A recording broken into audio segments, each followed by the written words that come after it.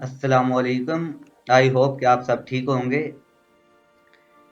आज की वीडियो में हम डिस्कस करेंगे वेरिएबल व्यू को डिटेल में कि एक्चुअली वेरिएबल व्यू होता क्या है। इसकी हर कॉलम को हम जो है इसमें डिस्कस करेंगे।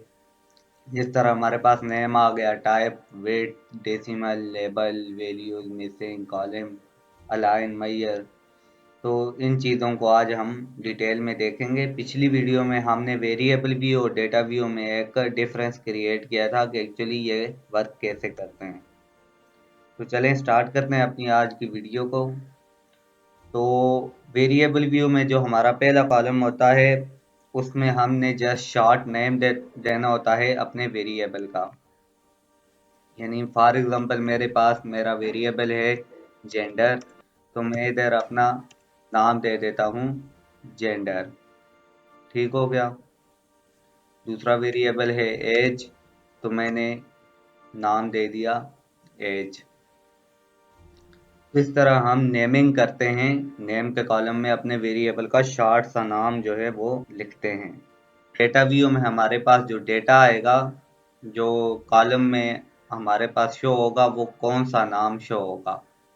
यानी अगर हम देखें तो डेटा व्यू में आप जाएं तो ये हमारे पास ऊपर जेंडर शो हो रहा है, इधर एज शो हो रहा है। तो ये क्यों? क्योंकि हमने वेरिएबल व्यू में इसको नाम, जेंडर और एज दिया हुआ है। सेकंड हमारे पास आ जाती है टाइप। इसकी टाइप कौन सी होगी? न्यूमेरिक होगी, स्ट्रिंग होगी, डेट होगी, या कस्टम करेंसी होगी, या कॉमा में जिस किस्म का आपको डेटा चाहिए। यानी अगर टेक्स्ट लिखना चाहते हैं टेक्स्ट वाली होगी। जो कुछ है उस मुताबिक आपने यहाँ पर सेटिंग कर लेनी है। फॉर एग्जांपल जो जर्नल यूज़ होती है वो हमारे पास न्यूमेरिक यूज़ होती है, क्योंकि हमने न्यूमेरिक डेटा इंटर करना होता है डेटा व्यू में, तो हम मोस्टली जो है वो न्यूमेरिक ही रखते हैं।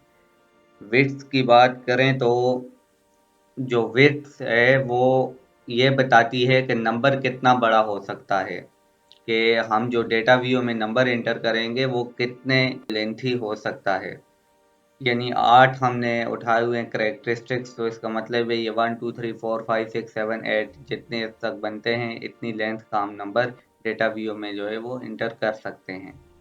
डेसिमल की बात करें तो डेसिमल जो होता है वो हमारे पास यानी हमारा जो एक्चुअल डेटा आएगा उसके साथ हमें कितने जो हैं वो पॉइंट के बाद डेटा चाहिए। फॉर एग्जांपल हमारे पास 20.0999 आ रहा है, तो हमें 2 डेसिमल चाहिए, हम करेंगे 20.09 तक आ जाएगा। या हमें बिल्कुल ही डेसिमल नहीं चाहिए तो हम इसको 0 कर देंगे, ये सिर्फ 20 आ जाएगा। ठीक हो गया। डेसिमल का ये होता है। लेबल में हमने क्या करना होता है, वेरिएबल का फुल मीनिंग हमने देना होता है कि हमारे वेरिएबल का फुल मीनिंग क्या बनता है।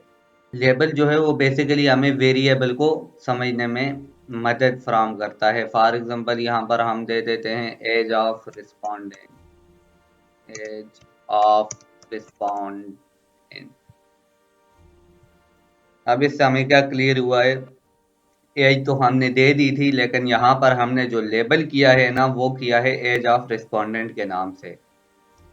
यानी अब हम अगर उधर जब एनालिसिस में जाएंगे, लाइक मैं आपको बता भी दूं, ये हम जाते हैं कोरिलेट करते हैं। फॉर एग्जांपल देखा यहाँ पर एज ऑफ रिस्पोंडेंट शो हो रहा है सिंपली एज की जगह। तो लेबल करने का ये फायदा होता है कि हमें पता होता है कि वेरिएबल का एक्चुअल मीनिंग क्या है, वेरिएबल एक्चुअली में है क्या। ठीक हो गया। तो लेबल इसलिए हम करते हैं। लेबल के बाद वैल्यूज़ आ जाती हैं। वैल्यूज़ में हम अपने डेटा को जो है वो वैल्यूज़ असाइन करते हैं, जिस तरह की पिछली वीडियो में भी मैंने बताया था। लाइक कि हम चाहते हैं कि एक जो है वो हमारे पास मेल के लिए रिटर्न आए और 2 हम फीमेल के लिए वैल्यू ऐड कर लेते हैं। तो इस तरह हमारे पास वैल्यू ऐड हो जाएंगी। ठीक हो गया। इसका काम बेसिकली ये होता है कि अपने डेटा को जो है वो एक खास किस्म का मीनिंग देना। लाइक वैल्यूज, हम ये समझें कि वैल्यूज के बगैर एसपीएसएस वर्क ही नहीं करता। जाहिर बात है, आपने अगर डेटा आपका लाइक स्केल है, आपका कोई कैटेगोरिकल वेरिएबल है, तो आपने मोस्टली उसको वैल्यूज देनी होती है अपने एनालिसिस रन करने के लिए। उसके बाद नेक्स्ट आ जाता है मिसिंग, कि जो डेटा हमें नहीं मिला तो एसपीएसएस उसको इग्नोर करे। यानी यहाँ पर मिसिंग वैल्यू को हम जो है वो डिस्कस करते हैं इस कॉलम में। कॉलम की विड्थ इसका डेटा एनालिसिस के साथ कोई जो है वो लिंक नहीं होता। सिर्फ इसका ये होता है कि हमारा डेटा कैसे प्रेजेंट होगा, कितनी उसकी विड्थ होगी, तो वो 8 है इसका। ऐसे वैसे जो है वो डेटा एनालिसिस के साथ कोई लिंक नहीं है, जस्ट डेटा प्रेजेंटेशन के साथ है। अलाइनमेंट का भी यही है कि ये हमारा राइट में अलाइन होगा, लेफ्ट में अलाइन होगा। जिस तरह के अभी राइट में अलाइन है, देख सकते हैं आप। अगर लेफ्ट में करेंगे तो इधर आ जाएगा, मिडल में करेंगे तो दरमियान में आ जाएगा। इसका भी डेटा एनालिसिस के साथ कोई नहीं है, ये सिंपली इसी तरह रहेगा। मैयर की हम बात करें तो हमारे पास एक होता है स्केल होता है, ऑर्डिनल स्केल और नॉमिनल स्केल। जो स्केल होता है ये कंटिन्यूस वेरिएबल को जो है हम स्केल पे ही रखते हैं। अगर हमारे पास ऑर्डर में डेटा मौजूद है, हमने ऑर्डर में अगर लाइक के हम कहते हैं कि 1 to 5, लाइक 1 स्ट्रांगली एग्री है, 5 स्ट्रांगली डिसएग्री है, तो हम ऑर्डिनल यूज करते हैं। ठीक हो गया। जहाँ पर हमारे पास ऑर्डर में डेटा होता है, एजुकेशन लेवल हो गया, middle, matric, graduation, post graduation, PhD, वहाँ पर ऑर्डिनल स्केल यूज होता है। और नॉमिनल स्केल जो है वो हमारे पास यूज होता है किसी भी नेम के लिए, लाइक जेंडर के लिए हमारे पास यूज हो सकता है, जिसका ऑर्डर नहीं होता। कैटेगरी होती है लेकिन ऑर्डर नहीं होता। जो स्केल पर होता है इसकी कैटेगरी नहीं होती। जो बाकी होता है ऑर्डिनल, इसमें भी कैटेगरी होती है और नॉमिनल में भी कैटेगरी होती है। बेसिकली ये थी हमारी आज की वीडियो। तो आई होप कि आपको समझ आई होगी। इंशाल्लाह मिलते हैं अगली वीडियो में, तब तक के लिए अल्लाह हाफिज।